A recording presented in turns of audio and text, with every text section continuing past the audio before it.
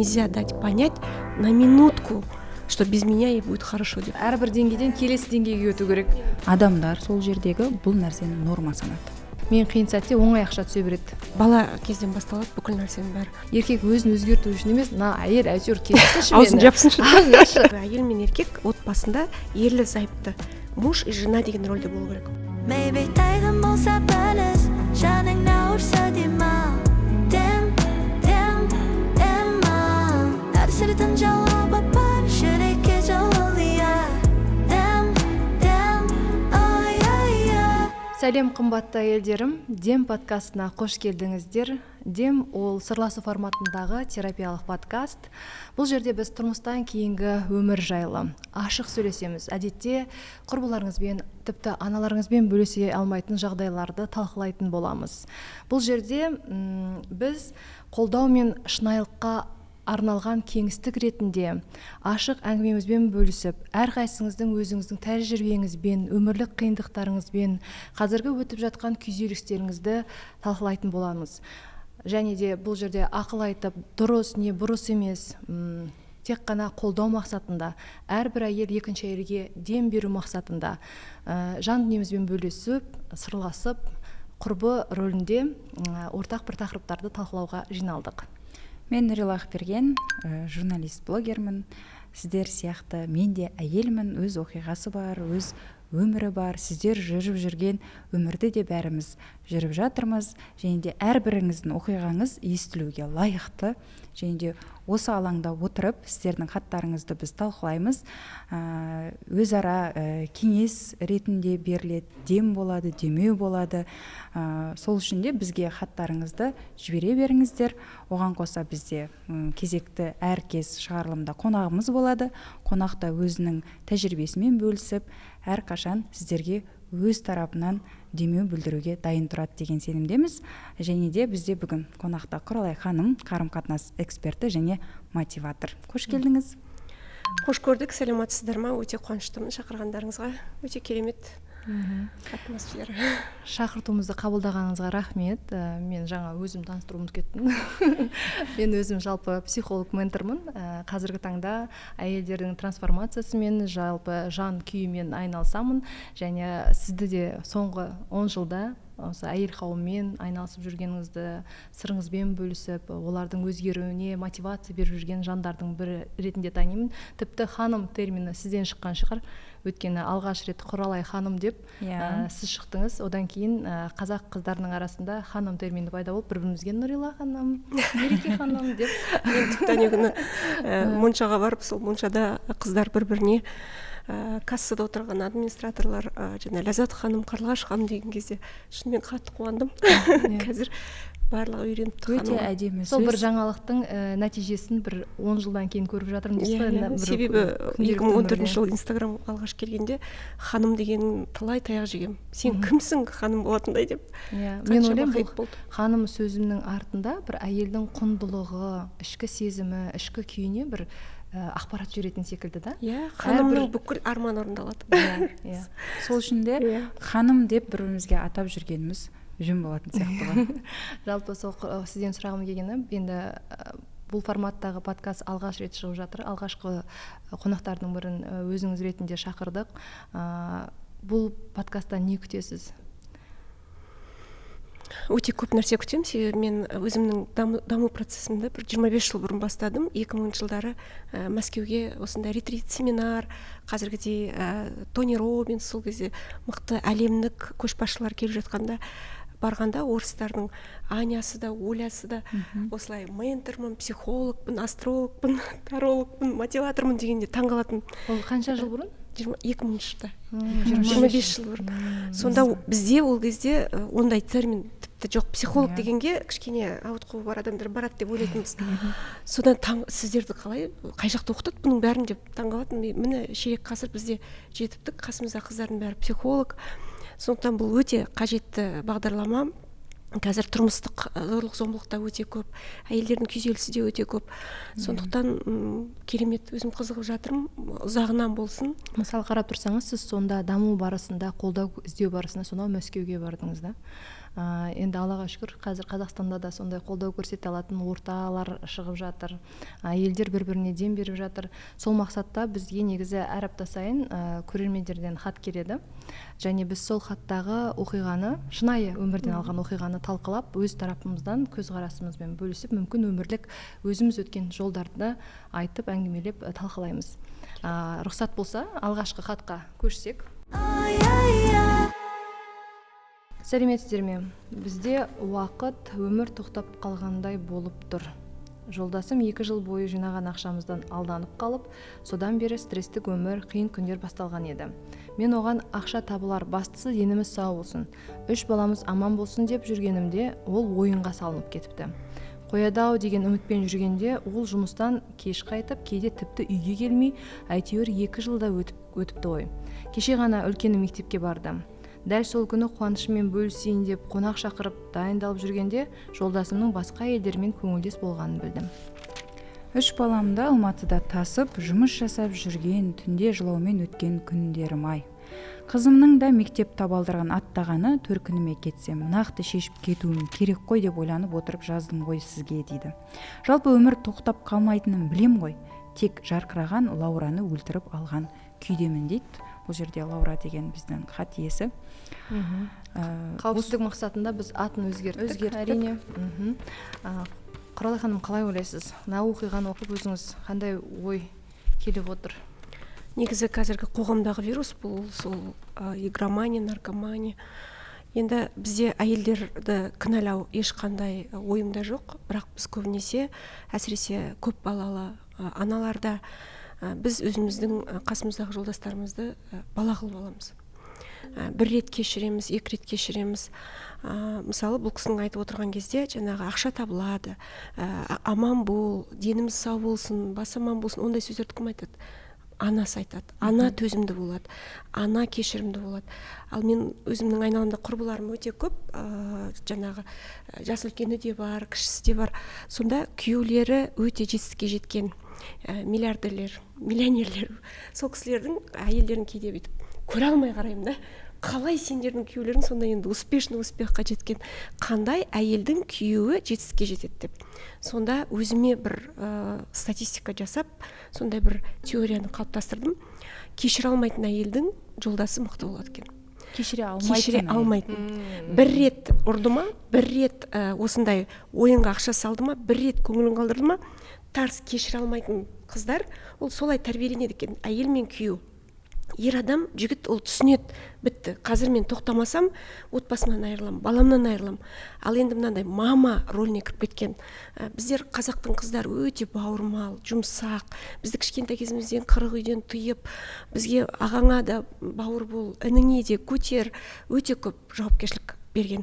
Керісінше ұлдарды бізде мына Ұлы Отан соғысынан кейін енді әр отбасында 3-4 ер адамнан кетіп қалып жатты ғой. Әйелдер көп болды. Сосын ұлдың аты ұл ғой шіркін, аман бол, басыңа шапқан кидің ба, тамағыңды іштің ба? Ұлға сондай бір жауапкершілік көп қоймайды да, содан ұлдарымыз кішкене тірі аман жүрсе болды. Мына сөзінің өзі маған уже red flag дейді ғой. Жаңағы аман бол, жаман болсаң да аман бол. А мен өзім құрбыларымды осылай қойып зерттедім. Мен өзім психоаналитиканы оқыған кезде қандай қыздар осылай енді оқуға түскені бар, білімі бары бар, жоғы бар, ауылдан шыққаны бар. Сонда қарасам, қасында сондай кешіре алмайтын бір енді симптомы қыз болған кезде, мына кісіде мысалы кешірім өте көп. Бұл кісі мама, қасындағы баласын, енді мені 3 баласын көтеріп, жылап Алматыға тасып, 45 жерде жұмыс істеп жүрген кезде, жігіті тіпті басқа әйелдер іздеп жүр. Әрине, ол маманың қасына жатқысы келмейді. Ол сұлу әйел іздейді. Енді диагнозы сол. Жалпы әйел адамдар андай ғой, кешіре береді, себебі соны көреді. сондай ортада өседі, сондай қоғам бізді қалыптастырып жерді бір жағынан. Қазір ғой міне қыздардың көзі ашылып, өзінің мен дегені бар, ненің дұрыс, ненің бұрыс екенін кәдімгі анықтап жіпсіз ақ көре алатын жағдайға жетіп отырмыз ғой. Жеке сұрақ қойғым келіп отыр. Енді сіз өзіңіз айттыңыз ғой, 20 жылдан бастап өзімнің жеке трансформациямен айналыстым деп. Жалпы сол жағдайды, сол уақыттың өзіне, мысалы, өте саны аз қыз келіншектердің Мәскеуге барып білім алып қайтатындарын. Сіздің өміріңізде бір жағдайлар болды ма, сіздің өзгеруіңізге бір түрткі болған, және қай жастан бастап мен енді кешірмеймін деген шешім қабылдадыңыз, немесе болды, осыдан бастап бәрі бітті деген бір жағдай болды ма, немесе бір ішкі өзгеріс болды ма? Сол қызық болып тұр да. Мысалы, кейбір қыздарға айтасың ғой, енді ең соңғы тепкі сен үшін не болу керек? Вот түбі. Қандай бір әрбір адамның бір өзінің түбі бар да, шегі дейді ғой, шегі. Қандай шек болу керек адамда, мысалы, өзіне бір өзгерісті қабылдау үшін? Кейбір қыздарға шек керек емес. Олар сондай ортада өседі. Сондай махаббатталады, былай шексіз, былай қабылдау махаббатында өседі. Олар шекті күтпейді. Кейбір қыздар бір шегін күтеді, бір өзгеру үшін, өзіне бір рұқсат беру үшін. Терпилалар. Қазіргі сленг бойынша терпила. Маған сол қызық болып тұр да. Сізде бір қандай түрткі болды? Мүмкін сіздің өмірлік тәжірибеңізден бізді көріп отқан қыздардың өзі бір сабақ алар. Мен енді жолдасыммен 28 жыл тұрам, 6 баланың анасымын. Үлкен қызым 26-да. Біздің 28 жылымызды 3 этапқа бөлуге болады. Мысалы, бірінші 9-дық, екінші 9-дық, үшінші 9-дық деп. Бірінші 9 жылда, 10 жылда біз папа және қыз рөлінде өмір сүрдік. Мен 19 жаста күйеуге шықтым. Сонда мен әкем 16 жасымда қайтыс болды. Менің жолдасым маған папа болды. Менің сол папамның беріп жүрген, мен өзім әкемнің сүйікті қызы болдым да. Мен күйеуім өте көп ақша тапты, сондай әке секілді. Бізде сондай модель болды. Ал әке мен қыз рөлі де сондай қиын. Кейде ана реализациясы жоқ әйел, менде реализация жоқ. Өкіртіп бала туып жатырмын үйде. Дай, қыз деген қандай ол? Маған көңіл бер, маған внимание бер, маған ақша бер. Ол ондай кезде ер адам да әйел адам да бір-бірінен жалығады. Себебі әйел мен еркек отбасында ерлі зайыпты, муж и жена деген рөлде болу керек. А біз папа и дочь, мен жаңа кішкентай дочка қайтеді, аяғын дай, ол кетіп қалды ма, внимание дай, маған шуба алып бер, маған ақша бер, ана ала алмаған нәрсесін қасындағы адамнан тартқылап отырады. Содан сол 9 жылдан ішінде түрлі стресстер болған кезде мен жаңа ізденіп бастадым. Қазақстанда енді психолог деген шынымен жоқ болды. Одан кейін Мәскеу, маған енді өзім университетте сабақ берген кезде көмек болды. Қасымдағы профессор кісі баратын болды да, орыс апайымыз.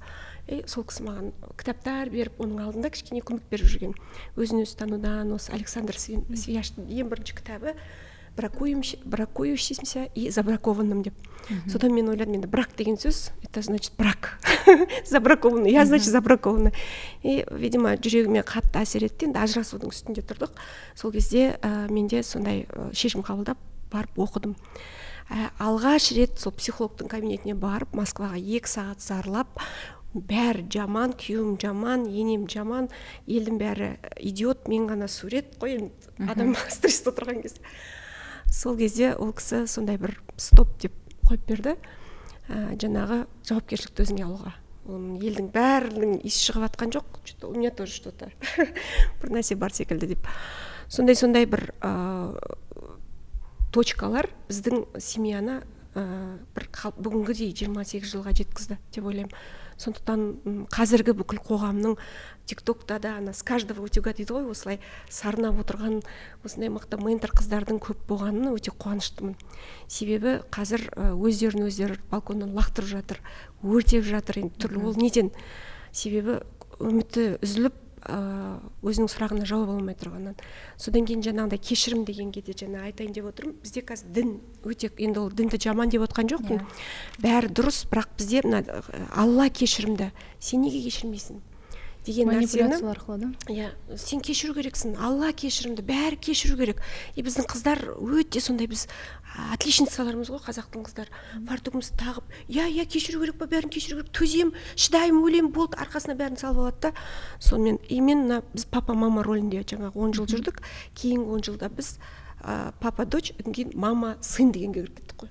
ана позициядан ана позицияға. Қазір енді анализ жасасам артқа қарап. Дұрыс солай болады негізі. Себебі жаңағындай мен енді оқыдым, дамыдым. Мына адам кітапқа өзіне өзі бұрылған кезде қазір біздің қоғамда да солай болып жатыр. Көп қыздар мама болып кетіп жатыр. Мен оны енді кішкене ертерек 10 шақты жыл бұрын бастап кетіппін. Себебі мына трансформация деген атып жібереді адамды. Ақша жағынан да, басқа жағынан да мен уже күйеуімнен өсіп кеттім.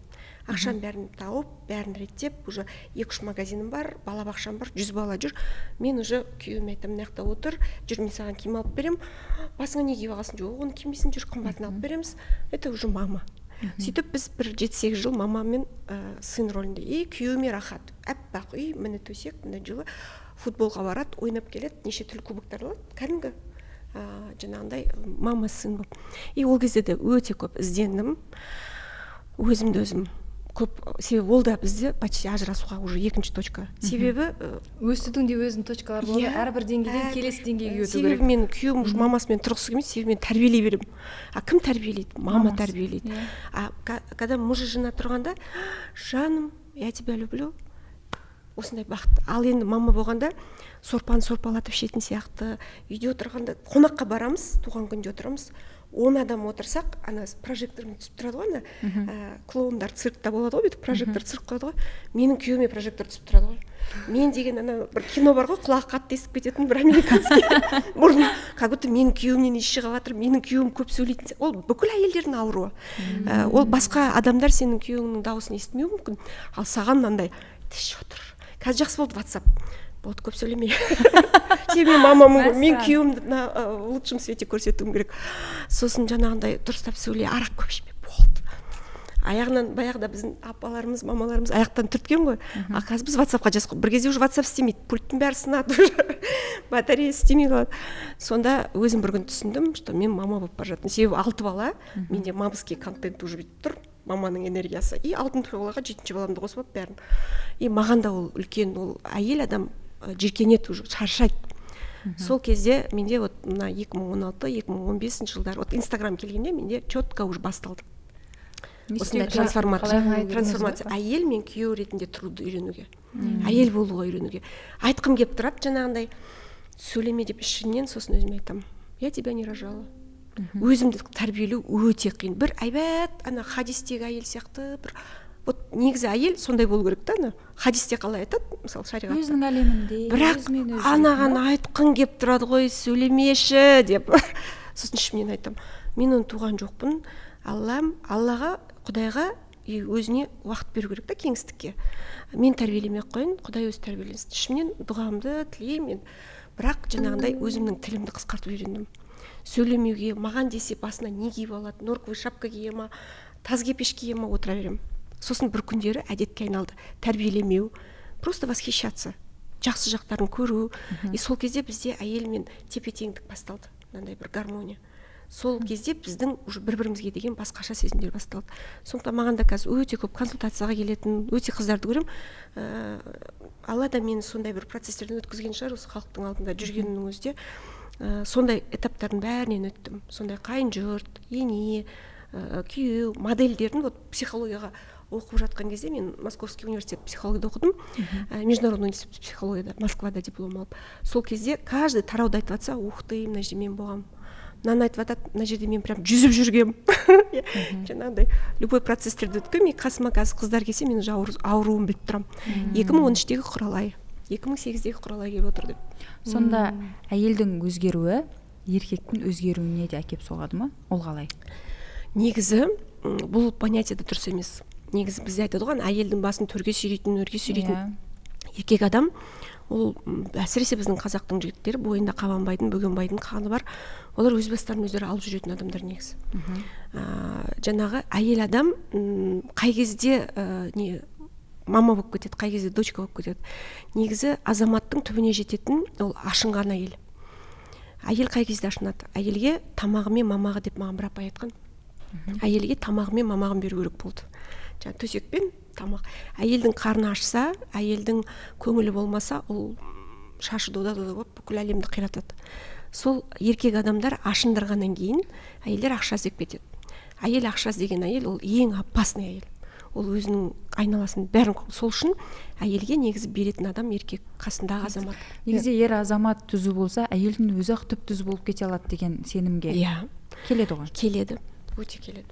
Ал көбінде енді бізде әйелдер ғой трансформацияға ұшырап жатқан, өз-өзін дамытып, себебі өз-өзін тауып жатқан. Талап күшті болып кетті бізде. Соңғы кезде қоғамда әйелге 40 көзден тыю, әйелдер өйту керек, әйелдер бүйту керек. Сосын кімге талап көп, сол ана жүгі жеңіл есек жатаған келеді дейді ғой. Ал ер адамға талап жоқ. Әйтеуір сен бар болсаң болды, аман болсаң болды. Тірі біздің алдымызда шаңыраққа ие болып, атың болса болды. Мен өзім 4 қыз туған әйелмін. Ұлды екінші 4 қыз, 2 ұл. Құдайдан осылай жалбарынып сұрадым. Әрине біздің үйде ұлдардың жүзі деген ой қанша жыл. Пока мен осы психологияға келіп, керісінше ұлыма мен жауапкершілікті кішкентай кезінен сол кітаппен өсірдік. Себебі біз енді аңсап жеттік қой, Құдайдан сұрап алған. Сонда мысалы шетелге шыққанда бізде 8 паспорт болады. Қыздарым үлкен, бірақ ұлыма айтам, 6 жаста, 5 жаста мына рюкзак іліп берем, мына паспорттарға қара. Мына қыздардың бәрі қазір жүреді телефонда қаңғып. Сен қара. Анау паспорттарды ұстап алады. Сосын ана қыз қайда? Кәдімгідей үйде жауапкершілікті артық. Қазірден ер адамның еркек болып өсуін қамтамасыз етіп жатырсыз ғой. Бізде керісінше қыздарға ғой мынандай. Осы жерден айтып өткім келіп тұр, психологиялық тұрғыда өзімнің көзқарасымда. Тағы хатқа тоқталып өтсек, мысалы мына жерде жазылып тұр, алғашқы проблема қай уақытта басталды?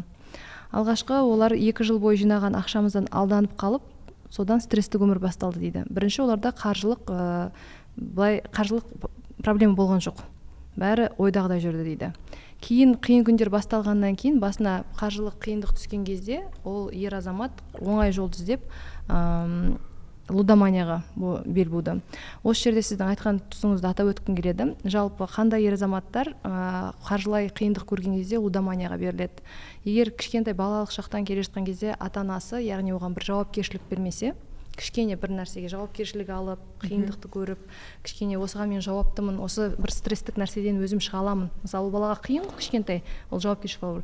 Ондайды көрмеген болатын болса, сонымен қатар бала өз үшін бір ата-анасының қамқорлығын, ерекше махаббатын сезінбейтін болса, негізі психологиялық өзінің адамның тұлға ретінде қалыптасатын өзінің уақыттары бар да. Әрбір уақыт өзінің тұлға ретінде қалыптасуының бір несіне жауапты. Мысалы, 0 айдан 6 айға дейін бала енді туылған кезде ана мен бала арасындағы контакт өте қатты үлкен рөл ойнайды.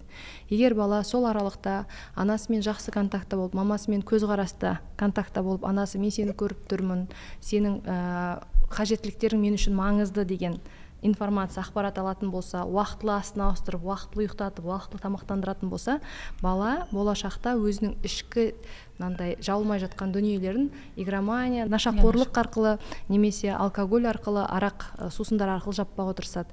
Егер сол периодта қатты өзінің қажеттіліктерін жаба алмаған бала көбінесе сондай тәуелділіктерге бейім болады.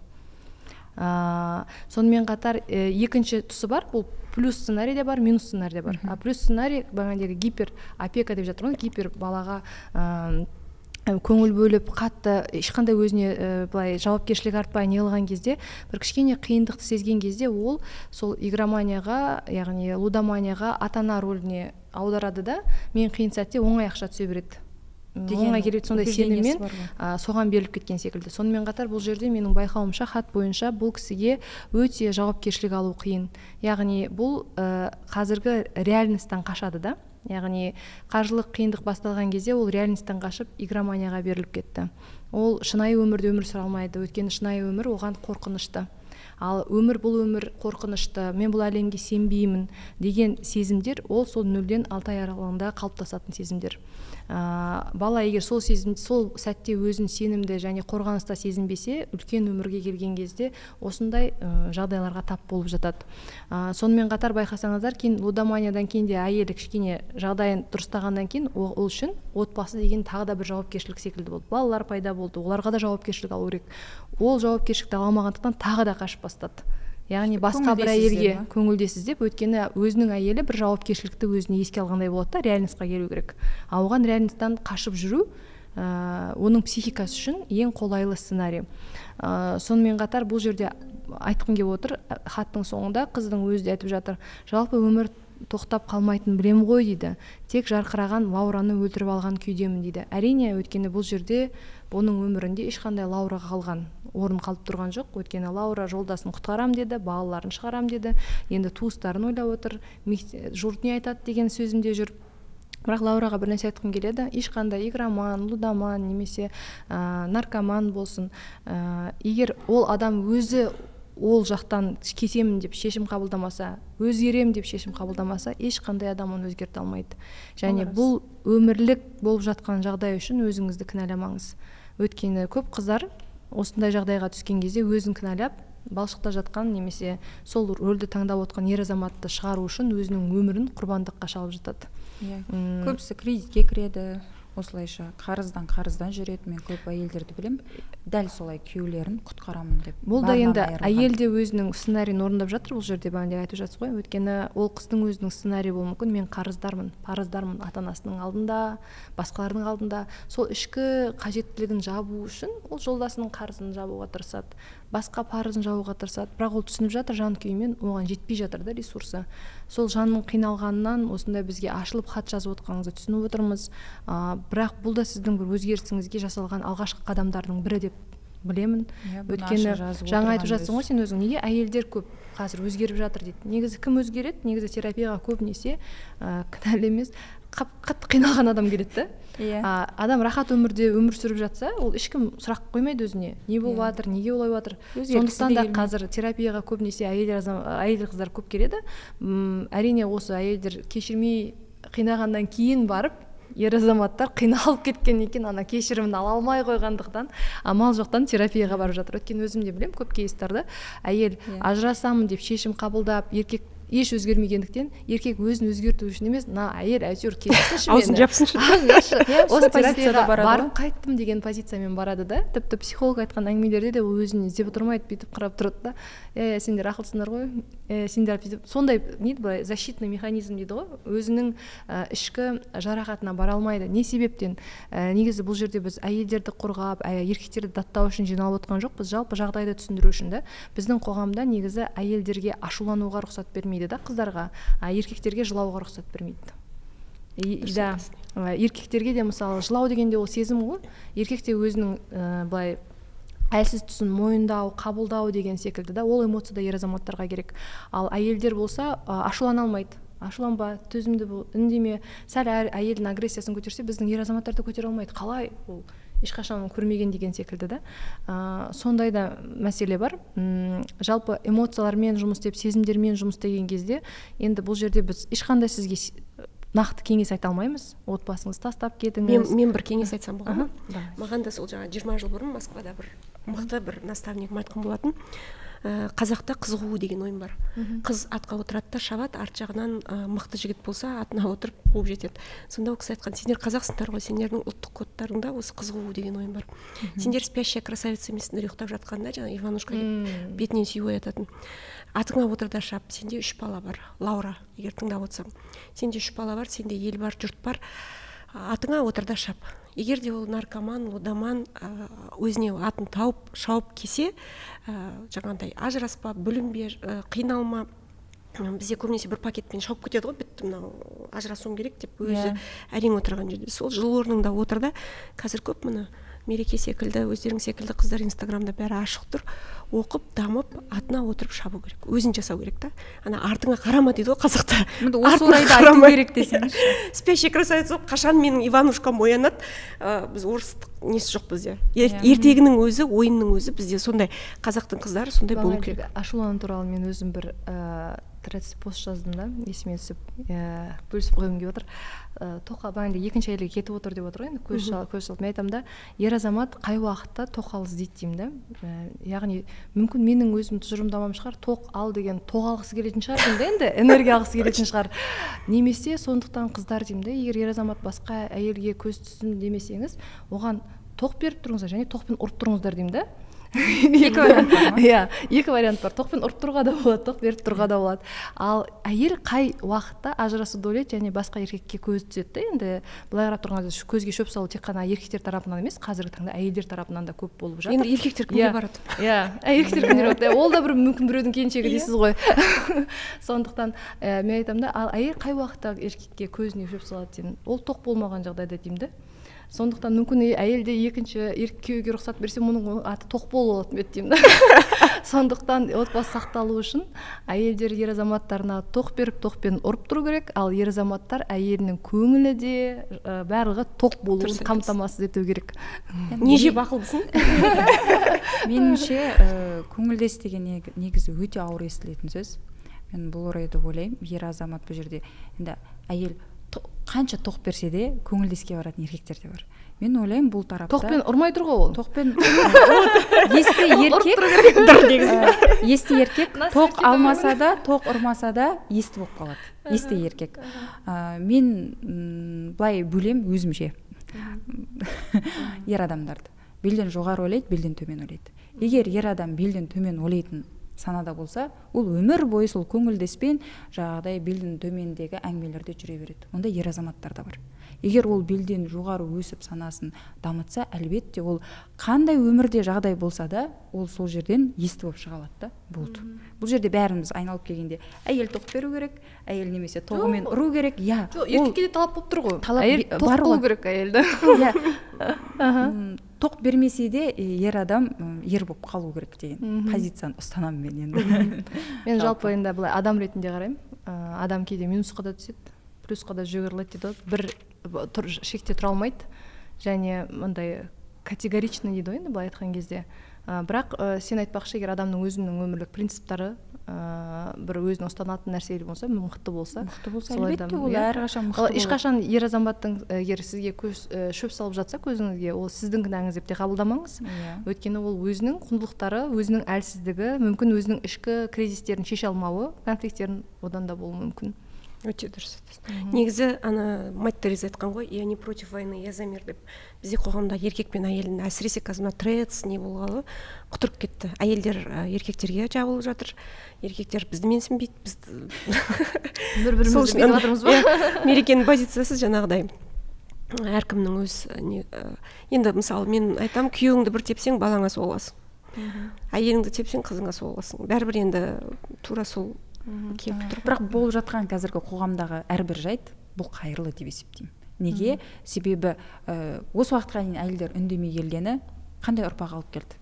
Терпелі ұрпақты алып келді. Дұрыс па?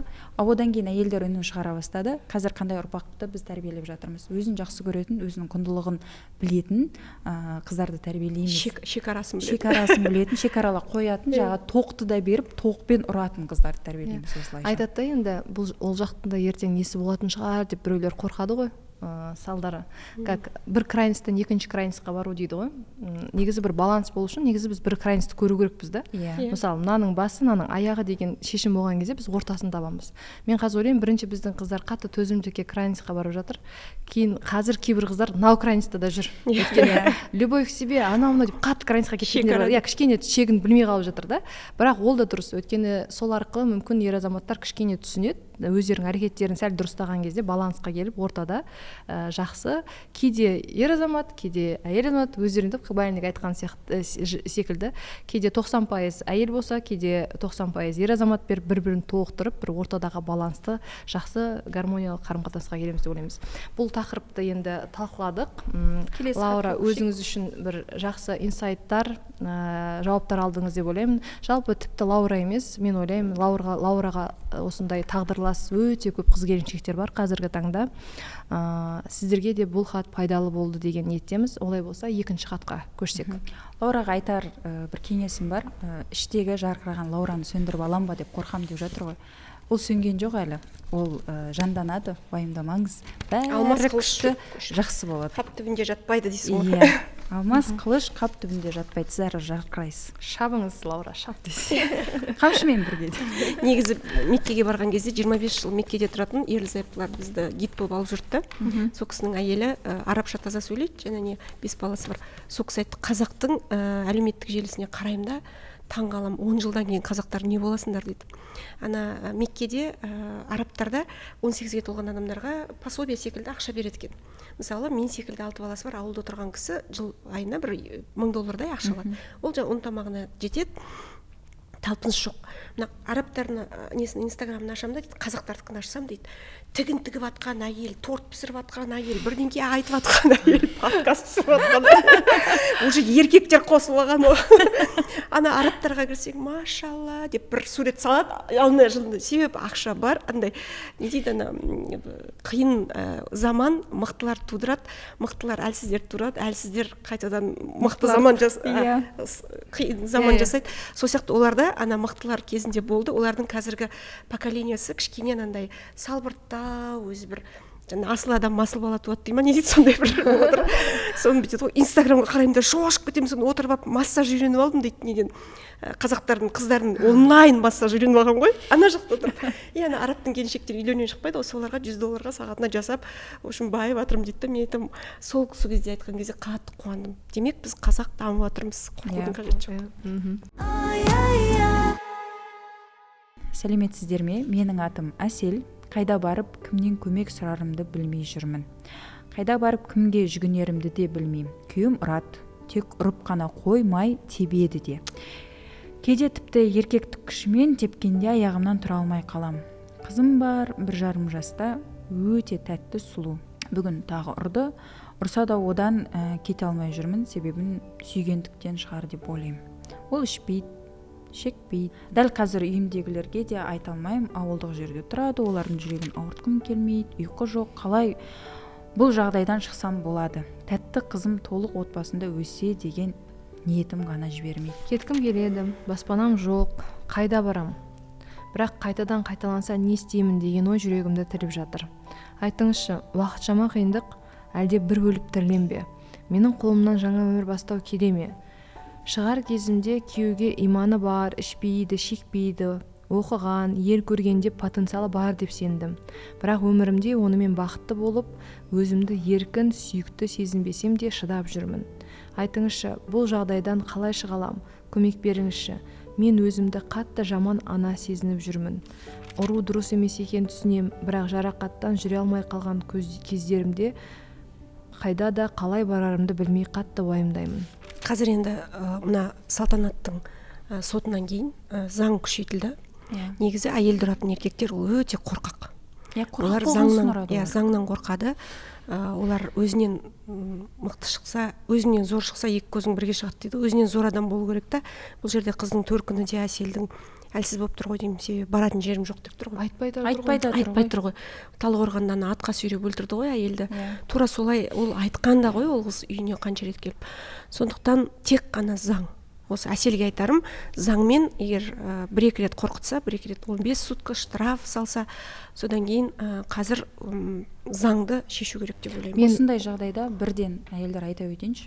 Егер ұрып, соғып, осындай зорлық-зомбылық болып жатқан жағдайда бірінші кезекте скорый помощь шақыру керек. Бірінші кезекте. Сосын барып полиция қызметкерлерін шақырасыздар. Бірінші медбикелер сіздің жарақаттарыңызды тіркейді. Сол тіркеп алып, ары қарай сотқа жүгінсеңіз болады. Себебі біз қаншалықты сотта айтсақ та, полиция қызметкерлерін айтсақ та, кейбір полиция қызметкерлер келіп сол жерде тіркелгенмен, кейіннен сотқа жүгіну барысында жарақаттары болмаған деген әңгімеге келу мүмкін. Сол үшін бірінші кезекте медбикелер шақыру керек. Енді бұл жерде мен ойлаймын, Әсел тіпті ол жедел жәрдем шақыруды ойлап тұрған жоқ. Өйткені оның басты мақсаты отбасын сақтап қалам ба, қалмайын ба, сол ниетпен жазып отыр хатта. Мен бұл жерде басқа да қыздарға ескерту ретінде айтып жатырмын. Негізі бұл оқиғада қыздар шыдамау керек болмайды. Бұл ең ауыр нәрсе, түсінем, оңай емес ажыраса салу. Бұл кешіретін жағдай емес. Осы орайда мен бір нәрсе сұрағым келіп отыр, енді сіз бөліскіңіз келе ме? Есімде Инстаграмда қанша жыл бұрын бір пост жаздыңыз. Кәдімгідей айқай шу көтерілді ол посттың астында. Сіз сол кезде өзіңіздің өмірлік бір оқиғаңызбен бөліскен едіңіз да. Әзіл тұрғысында жаздыңыз, бірақ мен содан кейін шыдамадым, қарым-қатынасымыз жақсарып кетті деп. Есімде жолдасыммен шахмат ойнап отырдық. Толық есімде жоқ, егер өзіңіз есіңізге алып айтып беретін болсаңыз, мен өткен бір жерлерін дұрыс айтпауым мүмкін. Сол қандай кейс еді деймін да, есімде жоқ, бірақ бәрі шулап кеткен есімде, кейін сіз ол постты өшіріп тастадыңыз. Ол қатты былай неде, бізде сондай ғой, кішкене бір бірдеңе шықса бәрі жазғыш болып иә кетеді ғой. хейт болып кетеді иә Мен өзім сіңілдерім, бөле сіңілдерім бәріміз нарда ойнадық үйде отырып. Сосын біз 5 қыз жабылып жеңдік күйеуімді. Сол кезде күйеуім бәріңіз жеңіп шықтыңыздар ғой жеңдік. Сосын жолдасым, енді ол кезде жасымыз 25, Жас ғой, 24 сондай кезде ғой. Мен де оқыдым мұны. Иә, Есіме түсіп жатыр. нарданы лақтырып маған қарай сөйтіп далаға шығып кетті. Сосын менің өзім бөле сіңілім менде Инстаграмда болатын, как не СММ. Сосын екеуміз күлдік та, соны жазайық деп. Соны жазғанбыз, сол қатты бум болып кетті, әсіресе феминистар, сол кезде сондай бір шум. мен мысалы сол постты оқыдым. Мысалы сіз айттыңыз, кейін мен ата-анамды шақырдым, сосын ол түсінді маған нардың қауында көтеруге болмайтынын деп та. Сосын одан кейін жасамайтын болдық. Мен сол постта мен өзім үшін андай нәрсені қабылдадым.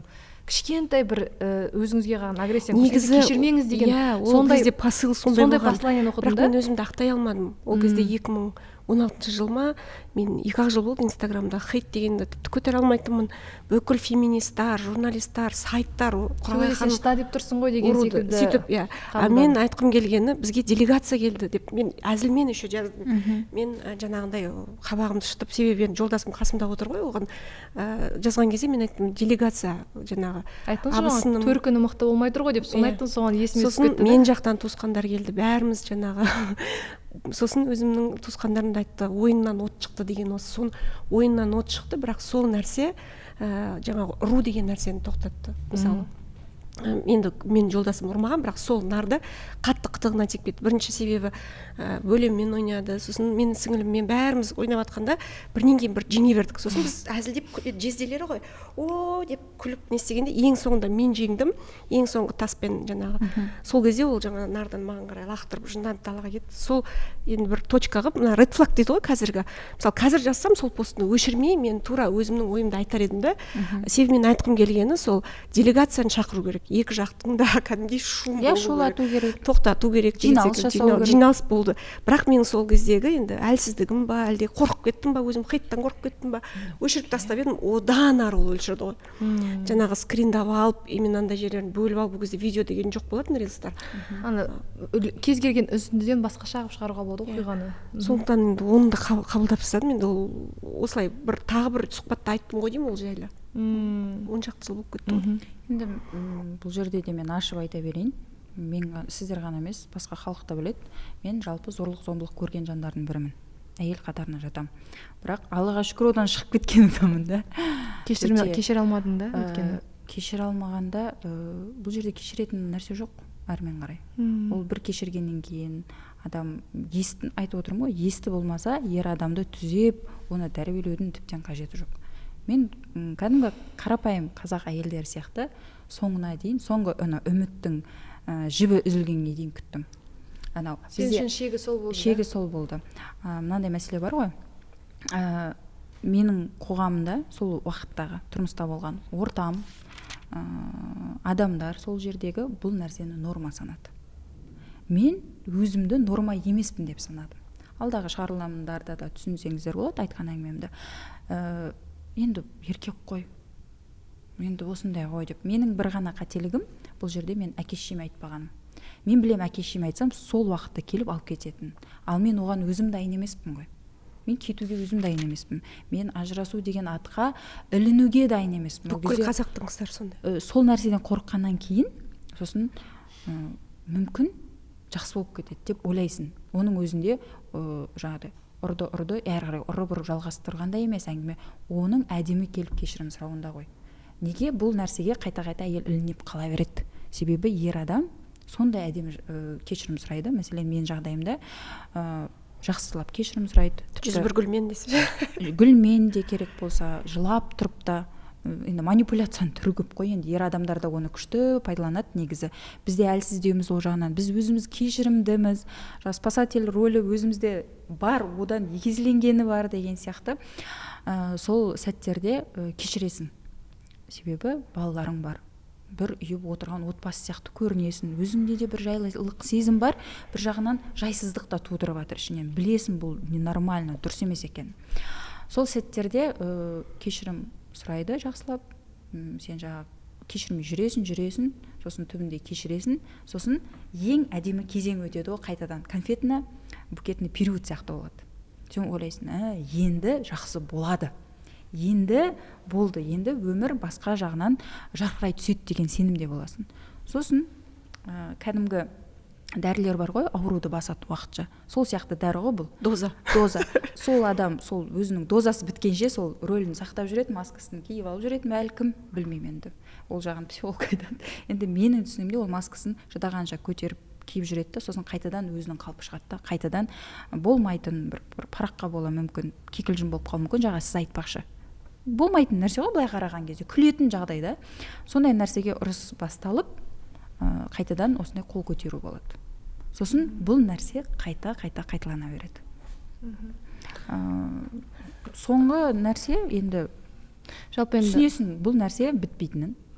Себебі кешірімге барып көрді, психологқа да барып көрді. Тіпті жаңа бағана айтып жатырсыз, кейбір ер адамдар психологқа әйел үшін барады деп. Ол жағдайда болды менде. Психологқа барды, көрейін жарайды, ал психологқа бар жарайды. Ажырасу кеш емес, кез келген уақытта ажыраса аламын, жарайды, көрейін. Психологқа барып көрсе қандай болады екен, жарайды. Психологқа барам, жарайды, түзелем, жақсы болам, осындай болам деген уәделерінен кейін. Енді жалпы өзім сөздің адамы болғаннан кейін, сөз айтқан соң, уәде берген соң орындауға өзім тырысатын адамым. Енді басқа адамнан да соны көресің ғой, сосын сенесің. Сол іспетті күтесің, тағы да сол жағдай қорсынды басатын дәрі сияқты жүреді уақытша, сосын қайтадан басталады. Мен оны нақтылай түсіндім, сосын барып былайша айтқанда, яғни сенде тұрмыстық зомбылық бір рет емес, бірнеше рет болғандықтан сен ажырасуға шешім қабылдадың. Әлбетте, себебі мен балаларыма керекпін. Мендегі ең үлкен себеп, мен инвалид болып қалмаймын ба деген ойдан ажырасуға келістім өз-өзімен. Кез келген негізі мына Әселге де айтқым келетіні, ата-анасын шақыру керек. Ол Мен мысалы міндетті 4-ші класста оқып жүрген кезде бір бала мені итеріп жіберіп тақтайға құладым да, сосын үй жақын болған, мектепте жылап келсем, папам бар екен. Сосын папам шықты да, не болды? Мектепке алып келді. Сонда мектепке әкем кіріп келе жатқан кезде бүкіл директор, завуч бәрі жүгірді, ағай, әкем парторг болған ауылда. Жоқ деді, бара беріңіз, өзіміз шешеміз деп. Жоқ деді, классқа кірді, и балалардың бәрі осылай отыр. Кім менің қызыма тиісті деді. И тып-тыныш бәрі. Екінші біреу тиіссін, бастарын жұлып алам деді. Қазір енді өйтіп айтуға болмайды, себебі ата-ана буллинг деп. Ал сол кезде маған ол үлкен защита болды. Содан кейін класста мені бір бала менің затым тиіспейді, айналып жүретін құралайдың папасы келеді деп. И мен жаңағы Нардымен болған оқиғада да міндетті түрде үлкендер маған қиын болып жатыр. Менің артымда қолғанатым бар. Сол үшін Әселге де айтар едім, ашық, жаңағындай медсестра шақырып, ұрған жерлерін көрсетіп, себебі бата тимей қата тиеді дейді, қазақта айтады. Бір жері ертең кеміс болып қалса. Иә, ол өте қорқынышты жағдай. Жалпы бұл жерден психологиялық тұрғыда қарайтын болсақ, енді бүкіл кейстерге емес, жалпы көбінесе бұндай абьюздар, сіз айттыңыз ғой бағана картина секілді, балалық шақтан да келеді. Егер қыз тіпті өзінің отбасында көрмесе де, бір басқа бір сондай зомбылық көріп жатқанға өзі эффект свидетеля дейді ғой, көріп тұратын болса, оның психикасына жазылып қалуы мүмкін да. Бұл норма деген нәрсе. Және ол үшін махаббаттың тілі сол тіпті тұрсыз зомбылық болуы да мүмкін. Егер оған ұрып жатса, любит, значит любит дейді кейбіреулер. Жақсы көріп тұр ғой деген сияқты қабылдауы да мүмкін. Папам да сондай болған, жездемде сондай болған, бәрі де ол қалыпты жағдай деген секілді. Ал ер азамат қай уақытта ұрады? Сіз айтпақшы, егер өте іште, ол түпкі ішінде өзін өте әлсіз сезінетін болса, нарцисстар деп жатамыз ғой енді. Нарцисстар негізі түпкі ішкі сезімінде өздерін өте сондай жаман қылып сезінеді да. Неок деген состояние қатты жаман сезінеді, сезімді болып өмір сүреді. Жаңағыда Бишімбаевтың кейсіне де келетін болсақ, ол айтады ғой өзінің сот барысында, процесінде де 2 күн бұрын мен оны бір дүкенге апарып толыққанды киіндірдім дейді. Мысалы, сол процесін айтып отырды өзінің ақтау барысында, мен оған мынандай сыйлықтар жасадым, ондай қылдым, мынандай қылдым деп. Өйткені олардың қарым-қатынасы да содан тұрған мүмкін. Бірінші таяқ жейді, кейін бұл бірінші рет қол көтеру емес қойған, бұл қайта қосылды, сыйлықтар алады, кешірім алады, қайтып не қылады. Және көбінесе тіпті бұл ер азаматтың өзінің анасына деген агрессиясы да болуы мүмкін. Кезінде егер мамасы авторитарны болса, анасы, және баланың өзінің қалауын қалдырмай, баса беріп мен айтқанымды істейсің деп баласына көп сондай қысым көрсеткен ана болатын болса, өсе келе бала іштегі ызасын әйелінен алуға тырысады. ашуын сол әйелінен шығарғысы келіп тұрады, бірақ ол түсінбейді. Негізі ішкі оның түпкі тереңге үңілсек, ол өзінің анасымен қарым-қатынасын әйеліне шығарып бастайды да. Анасына ренжулі еркек өмір бойы әйелдерге ренжіп өтеді дейді ғой. Ол да нәрсе бар. Бірақ әйел жақтан қарасақ, мүмкін әйел толыққанды өзінің әкесінен қамқорлық көрмесе, мені шығарып алады, осындай қылады, кез келген сәтте менің әкем қабылдайды. Мысалы, мен байдан қайтсам да қабылдайды, ажырассам да қабылдайды, мені ешкімге ренжітуге қол бермейді деген сезіммен өсетін болса, қыз бір сәттен кейін ол жақтан кетіп қалады. Мүмкін кейбір ер азаматтар болады, айтады, біз қызымызды ұрмағанбыз дейді да, физикалық тұрғыда, бірақ психологиялық тұрғыда қызын да сындыруы мүмкін, қызға анада бір қорған сезімін бермеуі мүмкін. Сол өмірінде кейін басқа картина болып шығуы мүмкін. Ол тек қана қай уақытта аяқталады ол сценарий. Егер анасы өзінің балалары үшін мен ондай зомбылық бар жерде қалмаймын деп шешім қабылдап кеткен кезде, олардың да баласы көреді ғой, олар үшін анасы ол нәрсеге шыдаған жоқ. Бұл яғни шыдамсыз нәрсе, ол дұрыс емес нәрсе деген образ қалыптасады. Сондықтан анасын айтқым келіп отыр, егер сіз қызыңыздың психикасын ойлайтын болсаңыз, қызыңыз керісінше бұндай зорлық зомбылықты көрмеу керек. Өйткені бұндай анасының қиналып жатқанын және әкесінің қол көтеріп жатқан картинаны көріп өскен қыз болашақта өзі үшін де мүмкін сондай картина норма болып қалыптасып, сіз тек қана өз өміріңіз емес, қазір қызыңыздың да өміріне балта шабып жатқаныңыз мүмкін. Ал егер басқа жағдайда шынымен де ер азамат өзінің қателігін түсініп өзімен жұмыс істеп, шынымен де былай айтады ғой, тіпті травманың екі түрі болады да. Бір ер азаматтар егер әкелері ішкіс болса, мен ешқашан ішпеймін деп өзі үшін шешім қабылдауы мүмкін. Біреулер тура ішкіш болуы мүмкін, екінші обратная сторона мүмкін. Бірақ екеуі де терапияға бару керек. Не себепті? Өйткені ешқашан ондай жасамаспын дегеннің өзі өзінің ата-анасын қабылдамау процесінен келіп тұр. Ол ішкі конфликтпен өмір бойы өмір сүреді, ішкі күреспен өмір бойы өмір сүреді. Өйткені ішінде анасын ақтап, әкесін даттап жатады деген секілді. Ал іште қай уақытта тыныштық болады, екі ата-ананы да қабылдаған жағдайда. Қалай бар солай? Иә, бірақ қабылдау ол солардың өмірлік сценарийін қабылдау емес, ол олардың өмірлік несі, бірақ менің өмірлік сценариym басқа болуы мүмкін деген секілді. Сіз егер толықтырам десеңіз. Негізі жаңа дұрыс айтасың, әкесі анасы сындырған ол түрменің, әкесі сындырған қыз психбольницаның пациенті дейді. Сондықтан бала кезден басталады бүкіл нәрсенің бәрі. Сондықтан Әселге де айтқым келеді. Орыстар айтады ғой, лучше ужасный конец, чем бесконечный ужас. Негізі мен ажыраспа деген хэштегпен көп посттар жазамын. Сақтаған қалаймын балалар бар жерде семьялардың. Бірақ та мынандай күнделікті ужастардан, Мереке жаңа сен айтқандай, балалардың психикасы өте қатты бұзылады. Оны норма деп қабылдайды. И қазіргі қоғамда болып жатқан агрессия, оның бәрі сол бала кезден көрінген дүниенің бәрі көрінісі ғой келеді. Сол үшін де енді біз сізге ажырасыңыз деп үгіттемейміз. Таңдау әрқашанда өзіңізде. Сіздің жүрегіңіз турасын айтады. Айналып келгенде интуиция, әйелдің ішкі сезімдері ешқашан алдамайды ғой. Ең басты байлық ол сіздің денсаулығыңыз екенін ұмытпаңыз. Егер сіз өзіңіздің өміріңізге балта шабатын болсаңыз, әрқашан балаңызды ойлаңыз, өйткені балаға дені сау ғана қажет. Физикалық тұрғыда да, психикалық тұрғыда да. Егер сіз өзіңізді осындай көптеген қиыншылыққа шыдаймын десеңіз де, бала жүрек оны сезеді. Ана қандай күйде жүргенін, қандай сезімде жүргенін қанша жасырам деп ойласаңыз да, бала оны өте терең деңгейде сезінеді. Және қазіргі таңда сіздің ана ретінде жауапкершілігіңіз ол балаңызды бұндай ауыр жағдайға қалдырмау деп ойлаймын мен. Әсіресе қыз бала екен. Әсіресе қыз балаға. Сосын айтыпты, менің қолымнан жаңа өмір бастау келе ме дейді. Әлбетте келеді. Өмір ортасынан, басынан, соңынан деген болып бөлінбейді ғой. Сіз бастағым келеді деген уақытта ол өмір басталады, көркемделеді, әдеміленеді. Тек қана ол өзіңізге байланысты. Енді осындай жағдайды өткерген әйел ретінде айтам. Бұл уақытша ма деп жазған екенсіз мына жерде. Бұл уақытша деп ойлауыңыз мүмкін, бірақ бұл уақытша емес. Бұл қайта айтқанда, анау бөрік ішінде жарылған бас болады ғой, сол көзқараспен өмір өтіп кетеді ертең қандай жағдайда қалғаныңызды өзіңіз түсінбей қаласыз. Сол үшін де бұл проблема айқын көріп тұрсыз, түсініп тұрсыз, бұл нәрсенің соңы қайда апаратынын біліп жатырсыз. Қазіргі қоғамда болып жатқан әрбір жайт бұны айқайлап көрсетіп жатыр бізге. Сол үшін уақытысында дұрыс шешім қабылдау. Керісінше менде мынандай еще кейстер болған. Мысалы, тура осылай абьюзермен, өте қатты ұратын кісімен тұрған қыз 6 айға жоқ болып кеткен. Баласын алып соны бұрын барып келіп жүрген ғой. Сол кезде сол 6 айдың ішінде жаңағы жігіт өте қатты өзгерген. Терапияға барған. Мен жалпы өзім кейсімді айтайын. Маған негізі бір клиент келді.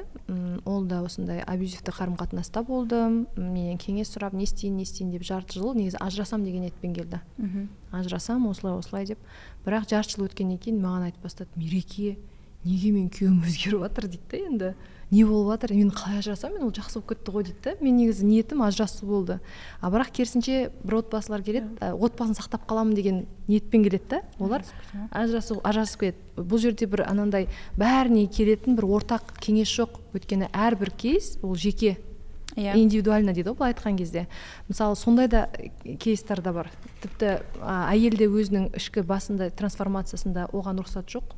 Мен осындай нәрсе болмайды, менің құндылығым мынада деп қабылдай бастаған кезде мүмкін өмірінде де басқа өзгерістер орын алады. Мына жерде тағы бір кішкене айтып өтсем, айтып жатыр ғой, жақта ауылға қайтып барғым келмейді дейді. Бұл жақта қаржылық тұрғыда қыз өте қатты қиыншылық көріп жатыр. Айтқым келгені, сіз жалғыз емессіз, біздің елімізде де арнайы орталықтар бар. Сондай жағдайда шыққан кезде бастапқы қолдау көрсететін, жас кәсіпкерлерге де арналатын арнайы программалар бар. Соларды зерттеңіз, өзіңізді бұл тығырықтан шығаруға кішкене әрекет жасап көріңіз. Негізі әйел адам бір тұңғиықта отырып қалады ғой. Мен жақында ғана Инстаграмнан бір видео рилс көріп қалдым да, сол жерде айтып 60 жыл бірге тұрған ерлі-зайыптылар орыстардан сұрап жатыр да, қалай сіздер бір-біріңізге шыдап 60 жыл бірге тұрдыңыздар десе, күйеуі айтады: "Главное, женщине нельзя дать понять на минутку, что без меня ей будет хорошо" деп. Сонда әйел адам абьюзерлік қатынаста нарцисстермен тұрған кезде білмейді да, шыққан еркіндік ұрмайтын, мынандай сені қыспайтын жерде қандай күшті екен. Сол үшін жаңағыдай орталықтарға, сосын кішкене момент қолдайтын құрбылар болса, қасындағы адамдарға айту керек, адамның күні адаммен ғой. Жаңағы жерде отырып алып, ана жақ одан да жаман деп емес, кішкене салыстырып көру керек жан жақты. Жалпы біздің психикамыз сондай нәрсе ғой, бізге белгісіз нәрсе әрқашан қорқынышпен ол жақта өмір сүре алмаймын деген нәрсені көрсетеді. Сондықтан басқа сценариймен өмір сүріп көріңіз, мүмкін сіз үшін сол бір шығар жол болар. Әсел, жіберген хатыңызға рахмет. Қыздар, сіздер де өз хаттарыңызды осылай бізге жіберіп, дайректімізге өзіңіздің оқиғаларыңызбен бөліссеңіздер болады. Біз қабылдаймыз, осылай ортаға салып талқылаймыз. Құпия болып қаласыз, ол жағын уайымдамаңыз. Және де бұл дем подкасты арнайы сіздерге арналған. Сіздердің осындай ішкі сезімдеріңізді, өздеріңізді тануға көмектесетін, біз демейтін сіздердің былайша айтқанда құрбыларыңыз боламыз. Негізі психологияда да бар тәуелді қарым-қатынастар деген. Ол қарым-қатынастан шығу өте ауыр. Бізге әрине былай сөзбен айту оңай. Не себептен? Жаңа Құралай ханым да айтып өтті. Бір жақта егер рөлдердің ауысуы болса, егер қыз қазір өзінің әкесіне немесе анасына рөлін ретінде жолдасына беріп қойса, мүмкін кішкентай кезінде ата-анасынан көп таяқ жеп өскен қыз шығар. Сондықтан оларды мені ұрса да жақсы көреді ғой деген оймен жүру мүмкін да. Әке-шешесі сондай болса. Сонымен қатар бала үшін ата-анасынан айырылу үлкен былай айтқан кезде көтере алмайтын жүкпен тең. Егер сондықтан оның психикасында да мен қалай бала енді анасынан бет бұрғысы келмейді, қандай болса да қабылдайды. Сол секілді ер азаматына да сондай қарауы мүмкін. Егер мен одан кетсем, мен өліп қалуым мүмкін деп. Тіпті мен көп кейстарды беремін, маған мысалы қыз-келіншектер келеді, күйеулерінің қаржылық тұрғыда да бәрін өзі табады, үйінде жинайды. Күйеуі еш нәрсе бермейді. Ешқандай нәрсе бермейді. Бірақ оның басында тек қана образ береді да анасының. И сол себепті ол одан бет бұра алмайды. Ол тәуелді қарым-қатынастар дейді. Ол да кәдімгі мынау лудомания сияқты, алкоголизм сияқты, игромания сияқты тәуелді қарым-қатынастар бар. Қанша жерден саған зиян келтіріп жатқанын білсең де, сенің өміріңді сындырып жатқанын білсең де, сен одан бет бұра алмайсың. Және ондай қарым-қатынастардан шығу үшін міндетті түрде жеке терапия керек. Өйткені өз басыңызбен іштікі миыңызда болып жатқан психиканы түсінбейінше ол адамнан бас тарта алмайсыз. Оны мен өте қатты түсінемін, өйткені көп қыз-келіншектер айтады, мен басымен түсінем дейді. Маған зиян келтіріп жатыр, бәрін білем, түсінем, кеткім келеді дейді. Бірақ ішімде сондай шешім қабылдасам, тұншығып бастаймын, жүрегім қысылып бастайды, орын таппаймын, мен осы өмір сүре алмайтын секілдімін деген. Енді сіз онда кейстермен көп кездескен шығарсыз, қыздармен жазатын шығарсыз. Енді өте көп әңгіме айта берсек бітпейді, бірақ мен осы подкасттың аяғында айтқым келеді. Жас қыздар тыңдайды, енді YouTube аман болса, әлі талай жыл тұратын шығар деп ойлаймын. Сондықтан бұл жерде біз ажырасуды немесе бәрін тастап қашуды жарнамалап немесе үгіттеп отқан жоқпыз. Бірақ мына әйел мен еркектің негізі соғысы тоқтаса екен деймін. Себебі сол Сәкен Сейфуллиндардың, Мағжандардың, классиктардың кітаптарын оқысақ, сол ғасырдың басындағы 1900 жылдар жазылған қазақ әйел қатты жылады. Сол шұғаның белгісі, қыздар үлкен 70-дегі 80-дегі шалдарға 18 жасар 17 жасар қыздар беріліп, сабап, ұрып, далаға тыржалаңаш қуып, асып әйелдерді. Сол кезде бізде ашаршылық болды, сол кезде соғыс болды, қазақ массово қырылды. Сол үшін әйелді жылатпау керек негізі. Әйел адамда еркек адамды сыйлап үйлену керек. Себебі бауырымыз бар, баламыз бар, ұл тәрбиелеп отырмыз. Мен енді өзім ұлым 17-ге келді, сондықтан мен бұрын қандай ойда болғанын білмеймін. Енді Инстаграмда бұрын сіз бүйтіп айтқансыз деп шұқып атады маған кейде осындай подкасттардың астында. Ол ескі құралай дейсіз ғой. Иә, ол ескі құралай. Ол мен емес. Бірақ мен енді қазір ұлым өсті, сондықтан мен елдің бәрін осындай бір-бірімізбен себебі қайттан ғасыр басталып жатыр ғой. Тағы да 30-шы жылдар келе жатыр, тағы да 40-шы жылдар келе жатыр.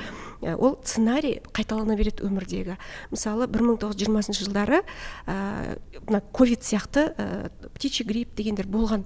Европада сол кездерде мысалы нені оқысаң, европейцтер жаңағы тыныш жатса төсекте қатып қалған ауырып грипптан. Сол үшін бәрінің қолына күрек беріп, ең құрмағанда есік алдын сыпыруға, қозғалуға жіберген. Сонда 1900 жылдардағы 20 ғасырдағы адамзаттың міндеті ол еңбек болған. Адамзат технология дамытты, заводтар салды, еңбекке жетті, еңбектену керек болған. Грипптің өзін көшеге шығарған, шықты, қозғалып жүр, сонда өлмейсің деп. 2020 жыл гриппта не істеді бізді? Ковидта кіргізіп қойды. Айналамыздағы 5 адам, сол күйеуіміз, 5 баламыз, енеміз. Далаға шықпайсың, солардың көңілін тап деді. Сонда 21 ғасырдың міндеті қарым-қатынас. Неге қазір психология көбейіп кетті? Неге екінің бірі қазір деп үйдегі бүкіл миллионын бәрін жерге қойып алып, міне Әселді де, Лаураны да бәрін талтап тастадық. Себебі біз қарым-қатынасты үйренуіміз керек. Біз баламызбен, күйеуімізбен тіл таба алмасақ, біз өлеміз.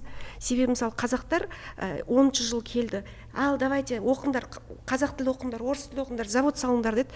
Біз жаттық. 45 әйел алып, байларымыз, сонымен революция болды. Тағы да жаттық. Ашаршылық болды, тағы да жаттық. Соғыс келіп біткен кезде уже бам салдық, свет жақтық, уже еңбекке келдік. Ал сол кезде ерте дамыған елдер, мысалы BMW шығарды, Германия, Европа деген сияқты. Сол үшін осы ғасырға адамзатқа бір Алладан берілетін бір міндет болады. Мен өзімнің ойым былай история, тарихты оқығанда. Сол үшін біздің ғасырдың міндеті ковидтан ақ белгілі. Үйіңдегі 5 адамның көңілін тап. Өл, тіріл, оқы, психологқа бар, Москваға бардым ғой мен мысалы, Америкаға бар оқып келдім. Қазір маған сол кезде 20 жасымда Москваға мені ертіп барған апайым семинарға айтқан болатын. Как твоим детям повезло, Құралай деп. Мен 60 жасқа келіп оқып жатырмын осы саморазвитие кітаптарды. Сен 20 жасында оқып жатсың. Мен шынымен қазір өзім қыздарыма қызығам, көре алмаймын олардың өмірлерін. Мысалы, қандай даму процестерінде. Сол үшін дамыңыздар, қазақтар. Бір-біріңізді ұру, соғу, ертең елдің соңында қалып, коробкада жататын боламыз. Сол үшін керемет передача вообще. Осындай ақылды қыздар. Ол ажырассаң да дұрыс, ажыраспасаң да дұрыс, тұрсаң да қиын, тұрмасаң да қиын. Но білім адамды тыныштыққа келеді. Білім адамға көзін ашады. Адамдар бір-бірімізді ұруды соғып, жабайы жануар қатынастан кетеміз. Сондықтан психология, терапия, вообще мерекеге жазылыңдар. Міндетті түрде ол керек қой. Бізде ойлайды ғой, бір психологқа бардым, немесе бір нәрсе осылай тыңдап алдым, бітті, мен өмірім өзгеріп кетеді, түсінігім өзгеріп кетеді деп. Ондай әңгіме жоқ. 25 жыл қазып келе жатырмын. Әлі мен айтамын, біз дамуды үздіксіз тоқтатпау керекпіз. Сондай бір үлгі ханымдардың бірі Құралай ханым, сізге үлкен рахмет. Бүгін уақытыңызды бөліп, керемет инсайттармен, өмірлік өзіңіздің тәжірибеңізбен бөліскеніңізге біздің атымыздан сізге кішігірім сыйлығымыз бар. Сыйлық қабыл алыңыз. Осылай әрдайым арамызда гүлдей құлпырып, жайнап, қазақ халқының қарым-қатынасын жақсы жаққа өзгертуге өз рахмет қыздар, рахмет. Әйелдерге мотиватор болып жүре беріңіз. Бұл дем, қыздар, сіздерді әрқашан қолдауға, демеуге дайынбыз. Сол үшін бізге қолдау ретінде төменде пікір қалдырып жазылып қойыңыздар. Бізді де қолдап келгеніңізге үлкен рахмет, Құралай ханым. Осы жерде айтылған әңгіме әрбір қыз-келіншектің жүрегінен ерекше орын алар деген үміттеміз. Келесі аптада тағы да жүздескенше бізбен бірге болыңыздар. Көп рахмет, шақырғандарыңызға рахмет. Қандай ақылды қыздар. Нұрила, танысқаныма рахмет. Мерекені бұрыннан танимын. Күсе беріңіздер. Рахмет. Maybe тайғын болса біліс, жаның